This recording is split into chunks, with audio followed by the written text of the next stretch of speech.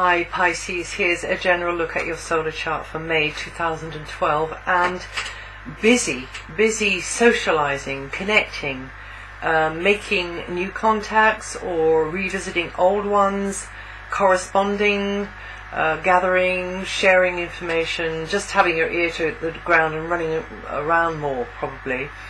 But I just want to mention for you early Pisceans that, in particular, that Neptune, now back in its home sign, which is Pisces, Neptune is a slippery fish, and some of you early Pisceans, those born in about the first 5 days, could be feeling the Neptune vibe very strongly just now, and it means, amazing things, but also it can mean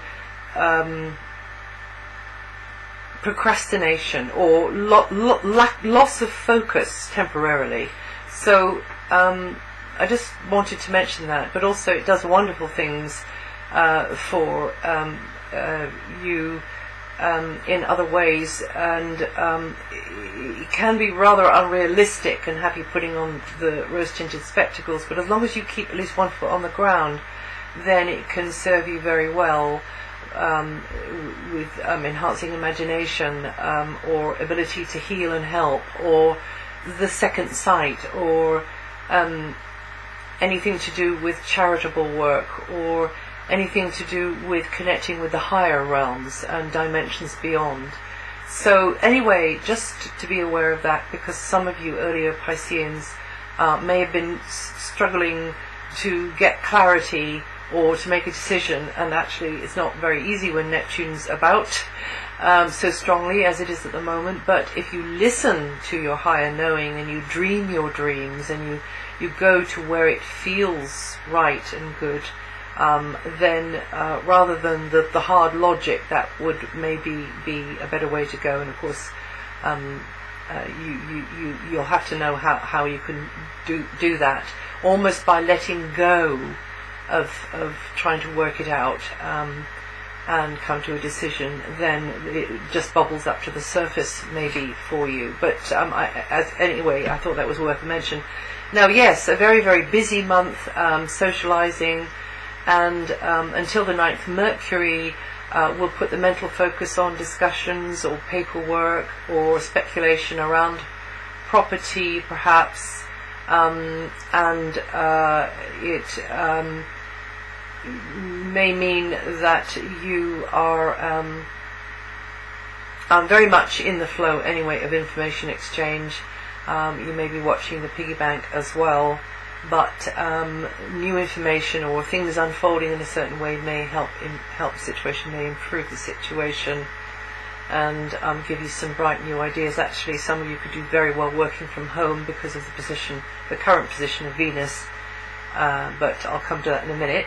And then from the 9th to the 24th, there may be more time spent upon the phone or the computer, emails, Skype, that kind of thing. More mental focus on paperwork,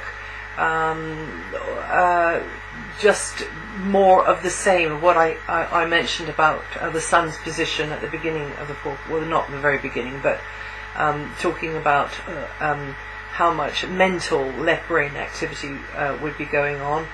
Some of this mental energy may be focused upon education, you as the guide or the advisor, or maybe taking the advice, finding out the facts, gathering the information, listening to what's new on the block, being very much, as I say, in the center of information exchange, but also probably flitting around more. Vehicles, transport, travel, all of that's highlighted from the 9th to the 24th. So just try to avoid getting scattered or nervy, because that kind of thing can happen with so much Mercury emphasis, and just let go long enough to kind of gather yourself together and center yourself and touch base with yourself whenever you can. That would be the advice anyway. Now this mention I made earlier, Venus is sending out a beautiful, warm, sociable, friendly energy into the root of your solar chart, and that is always a good thing. So you've got this lovely warmth, it's almost like coming up through your feet in a funny way, and that would be within a locality or a community, or maybe a tribe over the wires, community over the wires. It can work in various ways, but the sort of key feature is that things to make you smile will be kind of right in your own backyard. You'll be appreciating maybe the conditions you have around you, the environment you have around you, the social network you have around you.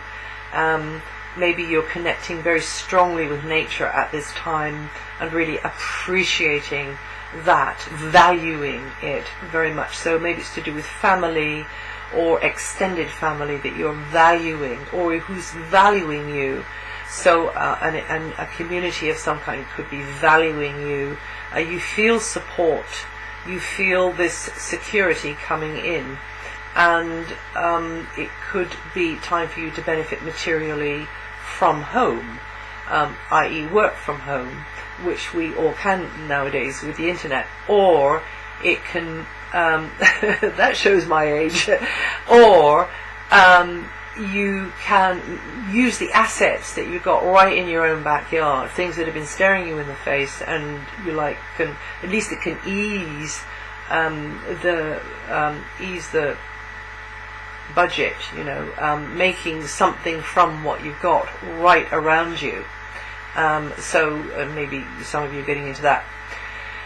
But just feeling more support anyway is likely with Venus in this very long transit. She went in there in April and she will be staying until August. So you can really almost like just relax.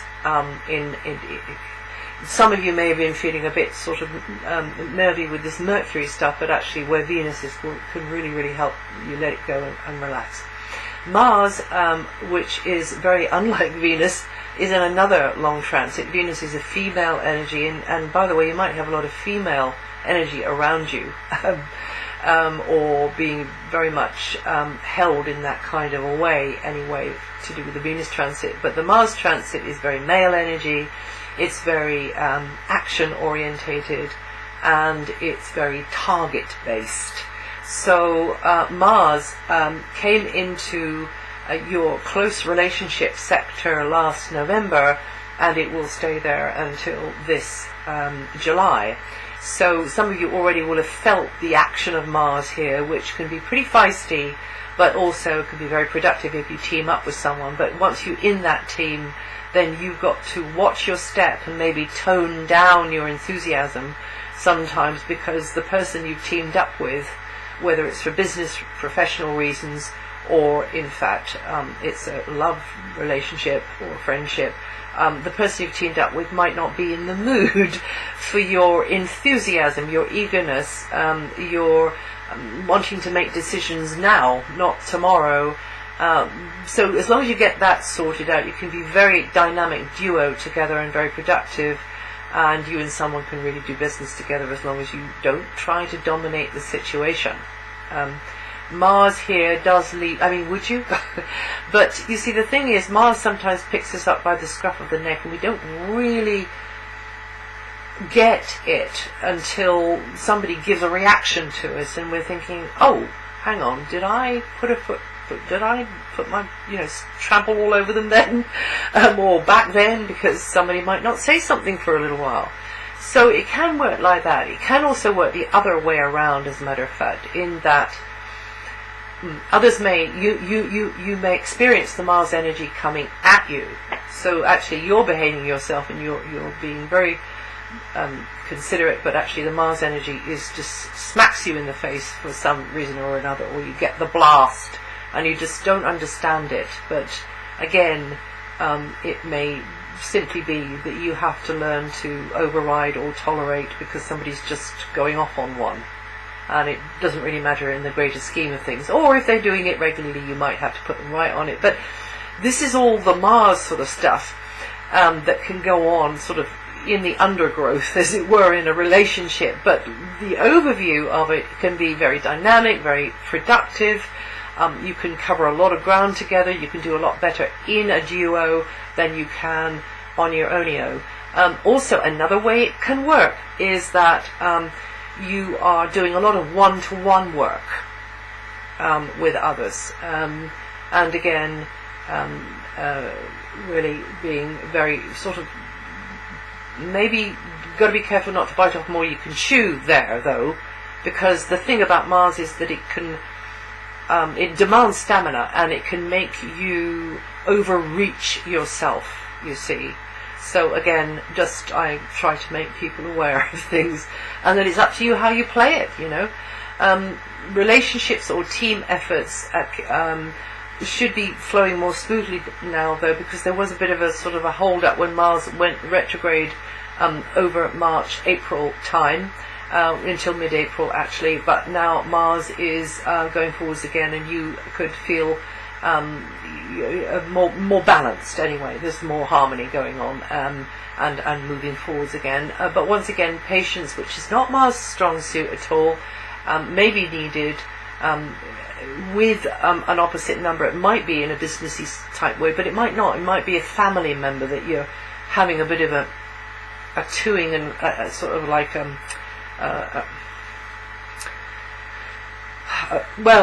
you're striving to get it right. You're striving to maybe iron things out with a family member or a friend, and it's sometimes not that easy. But once again, you just need to be patient, maybe because Mars can be too hasty. Mars is not backwards and coming forwards with its opinions, and so just be careful there. Like that, but also you don't want to gag yourself either, because Mars likes to make decisions. Mars likes to be out in front. So although it is in an area to do with one-to-one, really the ideal thing with Mars is that you can have your own bit of territory over which you have control, and nobody can gainsay what you've decided. So anyway, just be careful about Mars's hastiness. Sleep on something before you plunge into action. And also, don't let somebody else dominate. Don't let somebody else run you ragged, because that's another way it can work with Mars there. And those are just some guidelines anyway, and you should be absolutely fine. Now, from the 21st, the mental pace will slow down.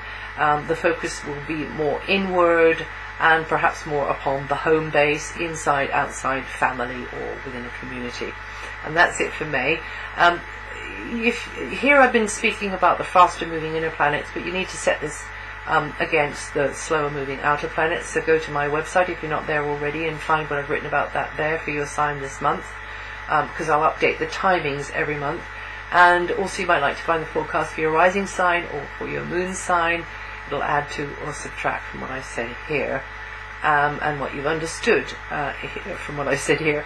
And I hope that helped, and I'll see you the next time.